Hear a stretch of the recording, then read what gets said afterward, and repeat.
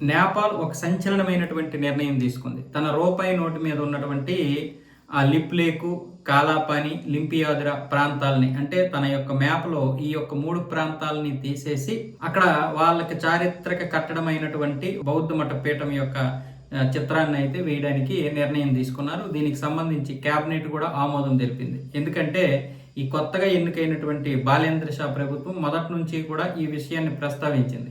ఇవి భారత భూభాగాలే. భారత భూభాగాలు మనం ఆక్రమించేసి మనం భారత్ మీద ఈ విధంగా నిందలు వేయడం కరెక్ట్ కాదు, నిందలు వేయడం అని చెప్పేసి వాళ్ళు మాట్లాడితే తర్వాత వీళ్ళు 2020లో ఈ యొక్క రూపాయి నోటు మీద కూడా ముద్రించేశారు. ఈ కాలాపాని, లిప్లాకు, లింపియాద్ర ప్రాంతాలని ముద్రించడంతో అప్పట్లో 2 దేశాల యొక్క దౌత్య సంబంధాలు దెబ్బతిన్నాయి.